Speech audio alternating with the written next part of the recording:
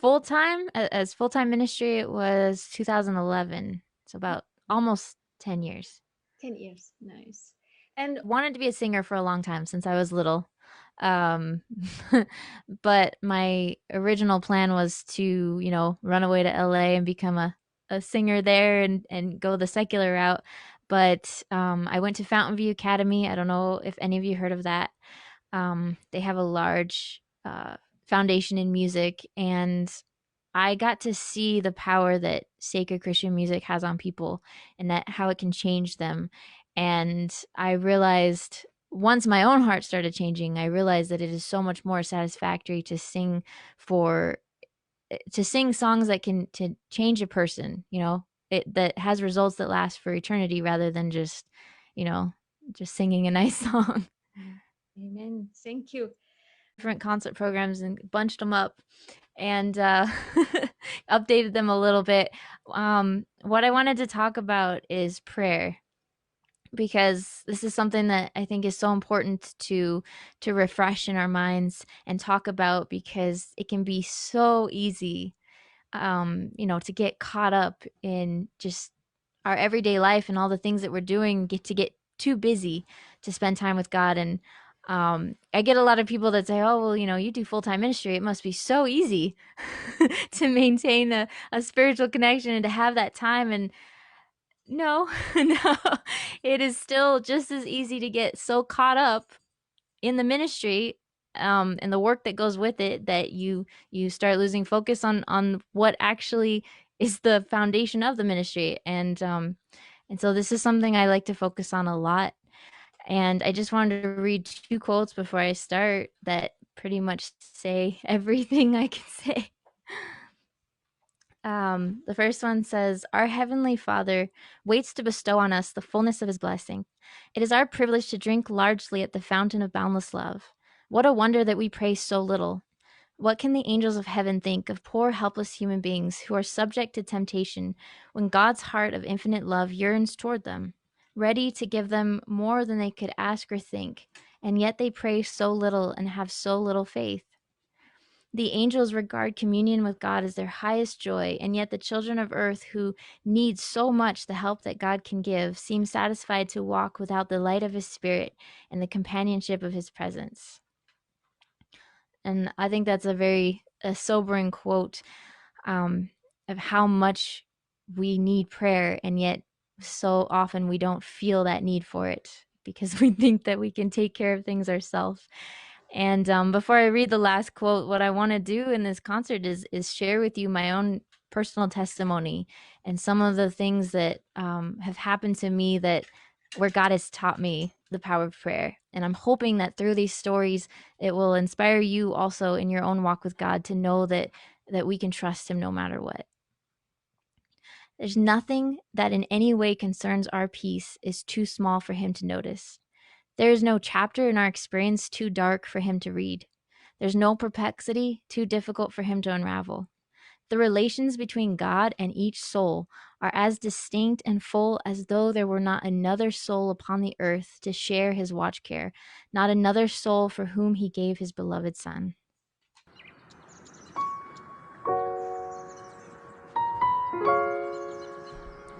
And if Esther, if you could just give me a thumbs up when I start so that I know that it's coming through well.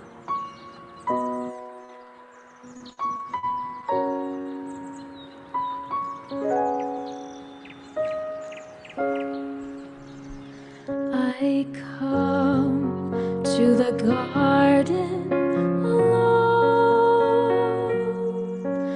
while the dew is still on the roses, and the voice I hear falling on my ear, the Son of God discloses,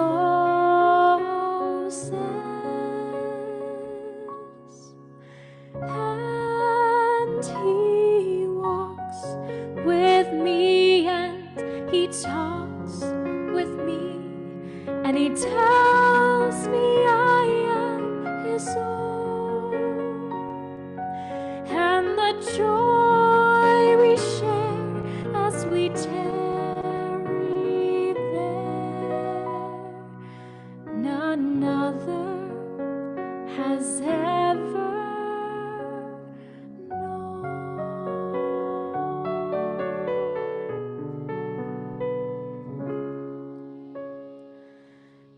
He speaks, and the sound of his voice is so sweet, the birds hush their singing, and the melody that he gave to me within my heart is ringing, and he talks with me, and he walks with me, and he tells me I am his own, and the joy we share as we tarry there, none other has ever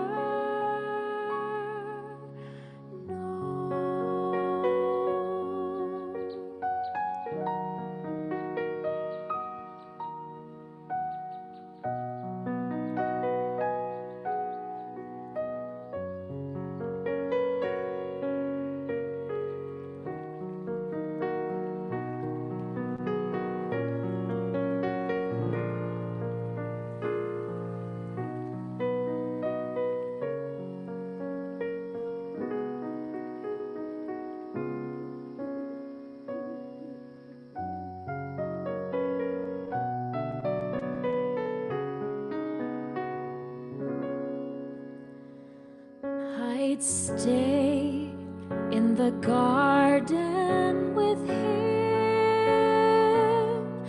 though the night around me be falling, but he bids me go through the voice of woe. His voice to me is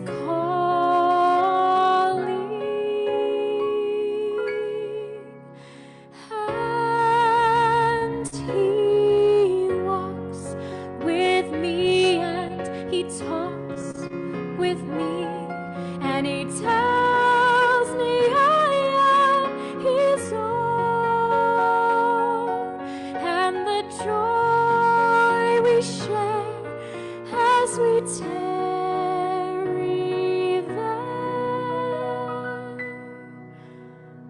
none other has ever known.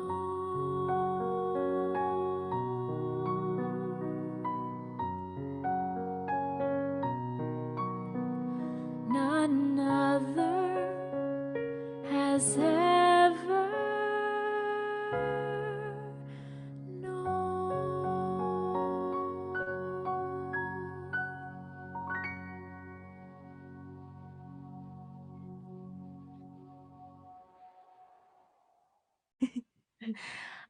So I wanted to share with you, take this off so I can hear. So I wanted to share with you a story of um, the first time that I can remember God really teaching me about trusting Him through prayer. And this is kind of where it all started from. This is where it all started for me, and this experience has carried me through the last 10 years of music ministry. So have any of you heard of Fountain View Academy? Fountain. Oh, okay. Okay. Okay. Well, I attended there for 4 years, and every year in December we had what was called the Cali Tour, which is a 2.5 week tour all down up and down the West Coast um, for Christmas. And my junior year, I was given two solos in this concert. And so I was so excited about that because I'd been waiting so long for this opportunity, and I could not wait to get started. And so I practiced, and the first concert came, and I was feeling good about it. I knew my songs, everything was good. I was feeling confident, and I'm sitting on the front row about 10 minutes before the first concert starts. And all of a sudden, for no reason at all, this had never happened to me before. I my voice just completely disappeared, completely gone. I couldn't talk, I couldn't sing, nothing. And so I panicked, and I couldn't find anyone to stand in for me or anything. They just told me to get up on the stage and sing. And so I find myself standing there. The orchestra's playing the introduction to my song, and I am petrified. And so thankfully, I had the presence of mind to start praying, and I started asking God, please give me my voice back. I don't know what's going on here. And I opened my mouth to start singing, and all of a sudden it came back, and everything was fine. And so after that concert, I thought, well, that was weird, but it's not gonna happen again. So the second night rolls around, same thing. I'm sitting in the front row, ready to go, feeling confident. And I don't know if you've caught on, but that's the key word here is confident. And all of a sudden, 10 minutes before the concert, my voice just completely disappeared. And again, I started praying as I stood on the stage. I asked God to give me my voice back, and He did as soon as I started singing. And this happened every single night for the next 2.5 weeks at every concert. 10 minutes before, I would lose my voice every single time. And after a little while, it started becoming more and more clear to me what was happening. And that was that God was teaching me a lesson and trying to remove all the self confidence that I had in myself, and to help me understand that I can never go up front and sing about Him and talk about Him without first realizing that it all comes from Him and not from me at all. And He taught me that lesson so clearly through that experience. And I had no way of knowing at that time that I was going to be doing full time music ministry, but these are lessons I had to learn before being able to do this.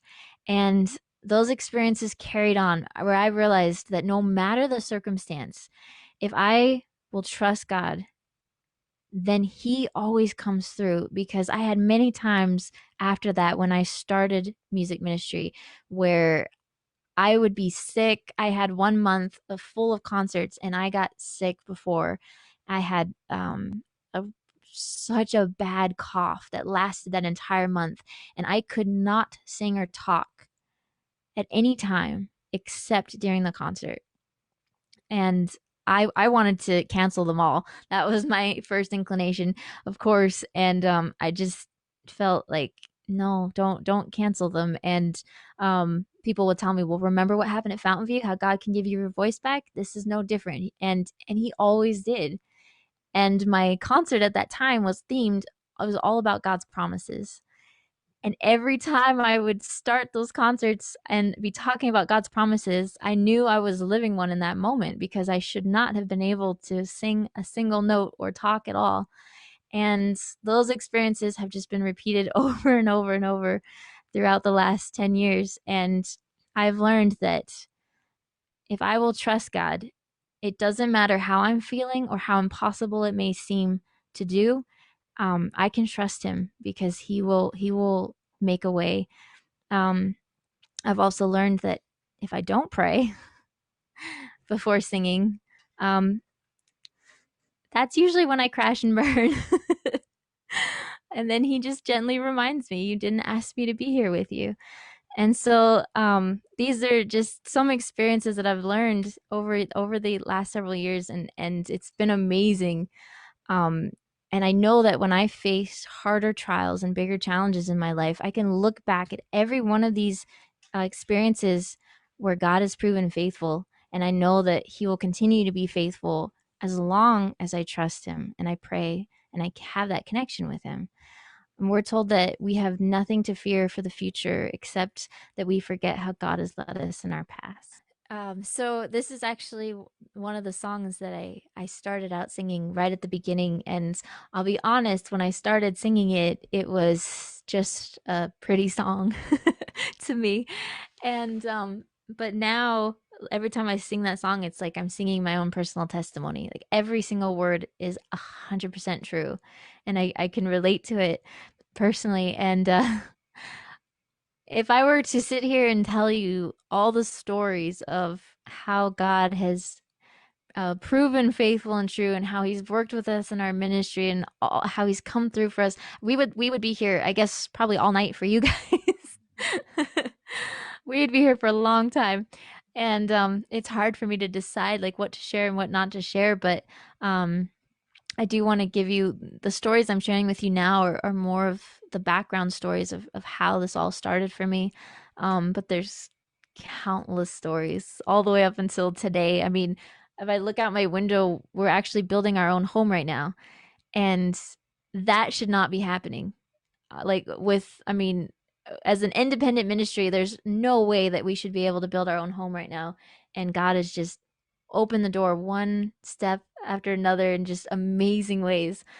Um, but what I want to share with you is this is kind of the story where God answered my first prayer, and it's actually what brought me back to Him because I was very rebellious for a long time, and for most of my teens, actually all of my teens. And this is the story that kind of brought me back to Him because I saw that even though I was rebelling and running the complete opposite direction, He still heard my one prayer that I was praying, and He answered it right in front of me. I got to see the whole thing. Um, I always wanted an older brother, and when I was about 14, I found out I had one. And I know that's not something you hear very often. And I don't know why I didn't know about him before. I can't remember, but that's when I remember learning about him, and I was so excited because I'd always wanted an older brother. And so I immediately, after the first time I talked to him, I hung up the phone and I immediately started drawing pictures. And I made a sign that said, I'm raising money for my brother to come and visit me. Pictures for sale, $1.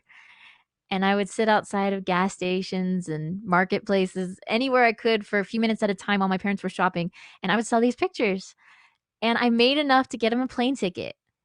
And I also bought a violin and a camera that way. But so he came to visit, and at this point in his life he was just all about partying and having fun. He could care less about anything else. He wasn't raised Christian at all, and he'd been smoking since he was 15, drinking, just basic, you name it, he probably did it. And he comes and finds out that we're this strange religious family, and he doesn't want anything to do with them. So my dreams of having a older brother and having this perfect close relationship went out the window when he left. And I didn't hear from him again for probably 7, 8, 9 years. And I don't know why, but during that time, my number one dream was to see my brother give his life to God. Even though I didn't even want to do that. I cannot explain how the human brain works sometimes. But that was my dream, and I prayed for it every single day. I set a specific time aside and I prayed for him every day, even when I was running from God. And several years, or 7 or 8, 9 years later, he calls um out of the blue, and we were able to reestablish a connection, and I got to visit him a few times, but he was not interested in God at all. He was all about just wanting to party, have fun, live his life, and when it's over, it's over. And so I continued to pray, but I was kind of discouraged at this point. And then several more years went by, and he all of a sudden calls me in the middle of the night, and he just says, I need you to pray for me. And basically what happened is all of those years of the abuse on his body from the drugs and the smoking and the alcohol and all those things had taken their toll. And he was beginning to fall apart health-wise and relationship-wise, and his whole life was basically crumbling. and it wasn't fun anymore. And so we started talking and we started praying, and I packed up and I went to his house. I had just finished doing a detox. I don't know if any of you have heard of Danny Vieira and Modern Manna, but he has a 10-day detox program there in California, and it is intense. And I went through that program, and I'm now starting to kind of come back to God at this point. And so I went to his house and I put him through that 10-day detox. And to make a long story short, during that 10 days, he ended up giving his life to God, studying and learning, and he gave up everything, smoking, drinking, everything, and completely turned his life around. And I got to sit there and watch it happen right in front of me and see the change from start to finish. And that's what really just brought me back around, because I was like, God answered that prayer even though I was not living for him at all. And I it was an amazing experience and we basically both got to come back to God for him the first time together. And to this day, I mean, he's just all about wanting to serve God with his life. And every time I talk to him or see him, I'm just still in shock at what God can do and how he can change lives. But there's a song that I like to sing, and one of the lyrics of the song, it says, "When with God our lot we cast, we'll have more than we could ask." So my prayer was to see my brother give his life to God. But God had something so much bigger planned, and he actually had everything worked out perfectly. And I will share with you what that is after this next song. But first, I want to share with you this song. It's actually an original song written by a friend of mine that lives in the area, and it's a prayer for our loved ones. Because I'm sure that many, if not all of us here, can relate to praying for someone that we love that's not walking with God. And I want to encourage you with this story and the next one, to never give up praying for them, because it can take years. With my brother, it took probably over 10 years. But even if we don't see the results right away, we can still know that God is working, and he's doing everything he can to reach them. So we should never give up praying.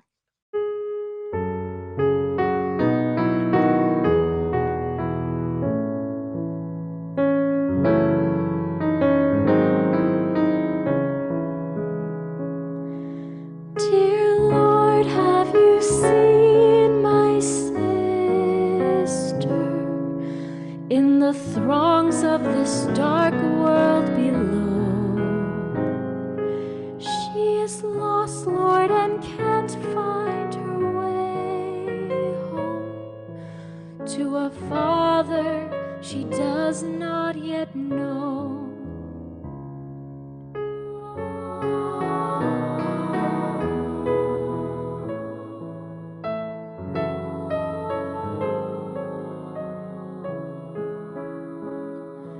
Dear Lord, have you watched my brother?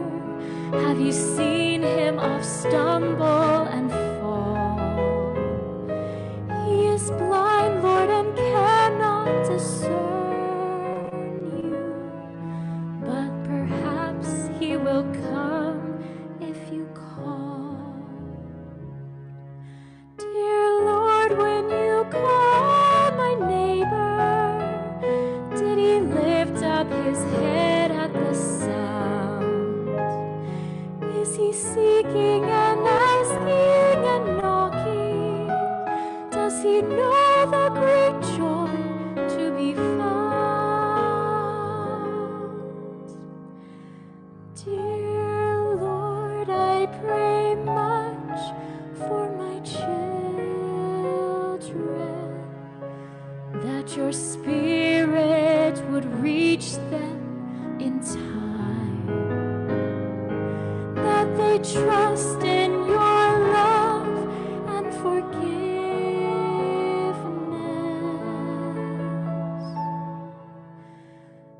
and know what it means to be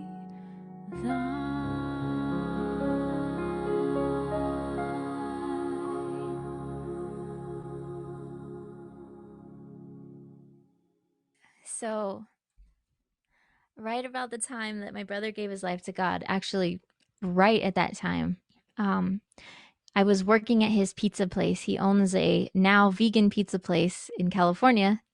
And I would go there on tour and stay with him for quite a while. And I was working there one day, and this guy comes in, and he has um, spiked red hair and a Marilyn Manson t-shirt on, leather jacket with chains, skeleton jewelry, um, and he was high. And he comes walking in, and he sees my CDs there on the counter because my brother would let me sell them there. And he said, "Hey, I'm going to school for audio engineering. If you ever need help with your music, just give me a call." And he handed me his number. And so I made him his pizza and he left. And I'm thinking, yeah, that's probably not going to happen. So I ended up throwing his number away. Um, and then he came back that same day, and he started coming to the store every single day, and he would stay there for hours. And I actually have a picture I was going to share with you. I don't think it's going to focus. Um, anyways, um, but you get the picture. And he started coming every day, and pretty quickly it became clear why he was doing that. And so I sat him down and we had this talk. And I said, I love being friends with you, because he basically became part of our family. Me, my brother, my brother's wife, we all just started doing everything together because we all just hit it off. And he was just one of the family, and came around all the time. And I told him, I love being friends with you. But I do need you to know that it's never going to go past that, because we have some major differences in our beliefs and lifestyle. And so it's going to have to stay at just friends. And he said, okay, that's fine, I guess. And he respected that and he stuck with that. And pretty soon he started asking questions about, you know, what these beliefs were, and he started noticing strange things about us. And he saw my brother going through his changes as well, and giving up smoking and drinking and all these things, and the impact it was having on his life. And so he started asking questions, and we started studying together a little bit. And he decided, this is not for me. This is too much, too strange. It's not for me. So he was gonna stop coming around because he just thought it would be easier. And right as he made that decision, and right before he was gonna tell me that, I got invited to sing for a revival and reformation seminar. And so I asked him to give me a ride because I needed a ride to get there. And he came to that, and he ended up staying for the entire week and went to every meeting. And that is where the change really happened, because he heard the sanctuary message for the first time and suddenly realized that, the Bible's not just this book about ancient times, and Jesus didn't just die on the cross, go to heaven, that's the end of it. He actually realized that, this is something that's happening right now, and it affects me. And so um he actually made the decision to start keeping the Sabbath. And up until that point, his job had never required him to be there on Sabbath. And the week he decided to start keeping the Sabbath, they called him in, told him they need to switch his shift and have him start working on Sabbath. The first time he kind of buckled to that, but then the same speaker came back a few months later and had another seminar that just kind of like solidified what had happened the first time. And then he went back to his job and said, no, I'm not working on Sabbath anymore. And I brought him home to meet my parents and to put him through a 10-day detox too, because these detoxes are really effective. And so I brought him home as he was. And my parents were a little concerned. They're like, oh boy, what's going on? But they liked him too right away. So we put him through this detox. And to make another long story short, it was during this detox that he again gave up all marijuana, smoking, drinking, everything, became a vegan, just complete turnaround. And it was in the middle of that detox that he completely gave his life to God. And basically walked out of there a completely different person. And I got to watch that happen too. And it was amazing. And just to make a long story short, basically, my prayer was for my brother to give his life to God.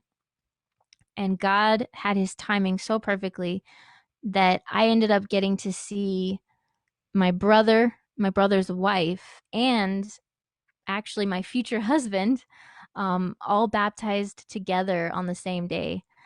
And that was the best day ever. And the person that some of you met right at the beginning, Ernie, that's who I'm talking about, and we actually did end up getting married. And amazing to just how God works that out. And now Ernie's life is also completely changed. And you know, God actually worked it out better than I could have imagined, because Ernie was going to school for audio engineering, and I do full-time music. And then he ended up teaching himself videography, photography, basically everything that goes into music and media ministry.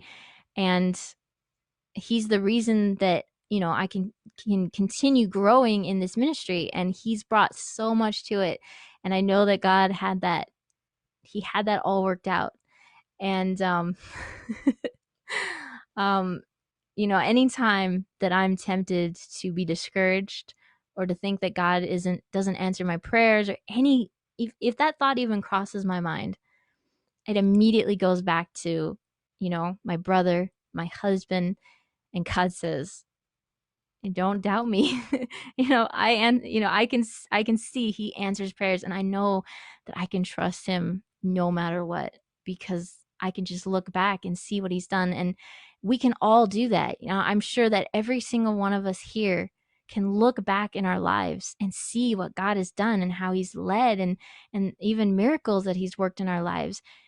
So there's no reason for us to be discouraged, or to doubt when challenges come, when trials come, even tragedies come, because we serve the same God every day, yesterday, today, and forever. And he's always there.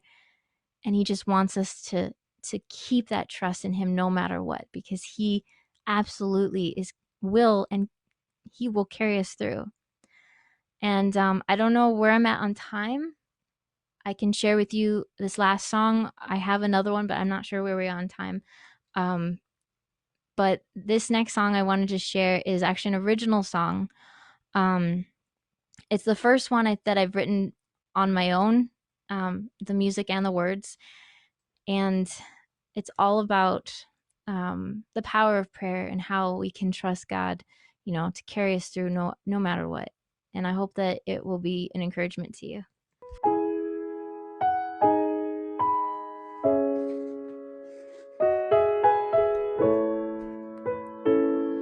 And this is the first time I've ever sung it live.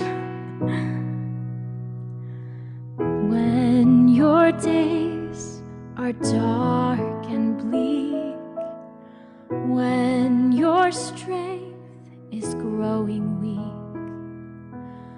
when you feel there's no relief, you're alone and no one sees, when your life is caving in, and though you've tried, you just can't win. You wonder, will it ever end? Will it ever end? There's only one thing I can say. One way I know you'll be okay, no matter what life throws your way. Just bend your knees and pray.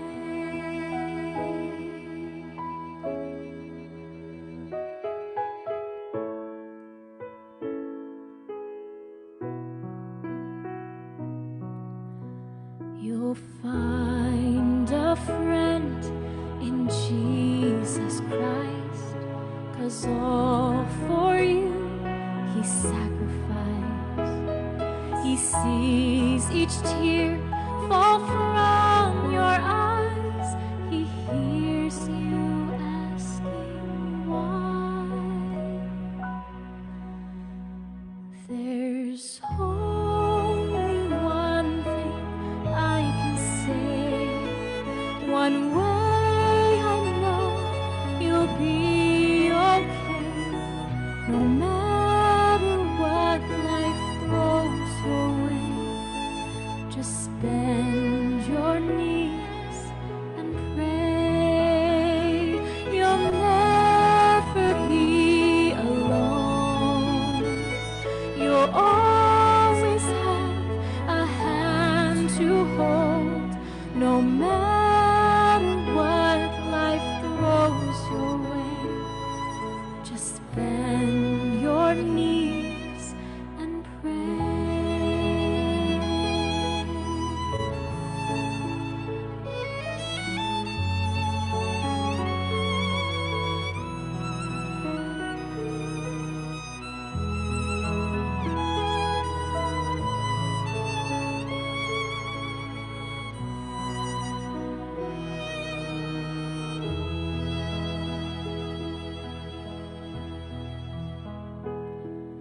You'll never be alone.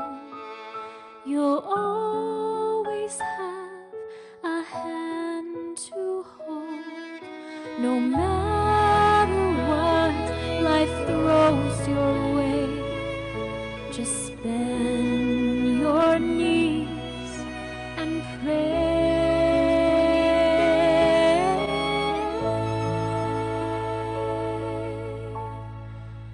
Just bend your knees and pray.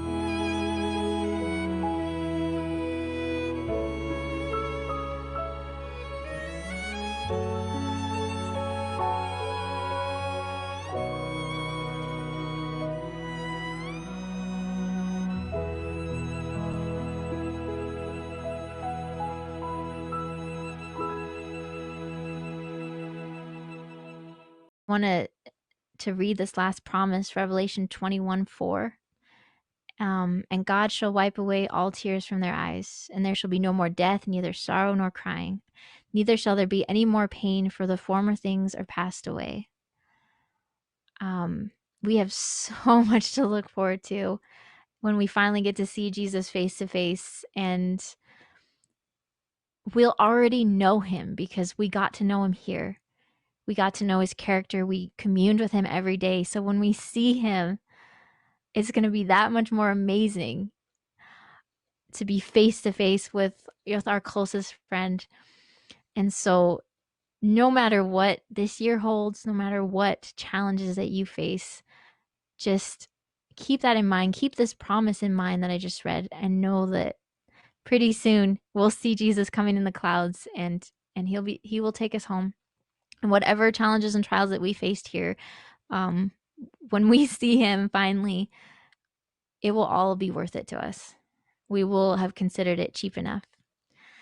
There's a really nice quote in early writings that says, "Oh, the wonders of redeeming love, the rapture of that hour when the infinite Father, looking upon the ransomed, shall behold his image, sin's discord banished, its blight removed, and the human race once more in harmony with the divine."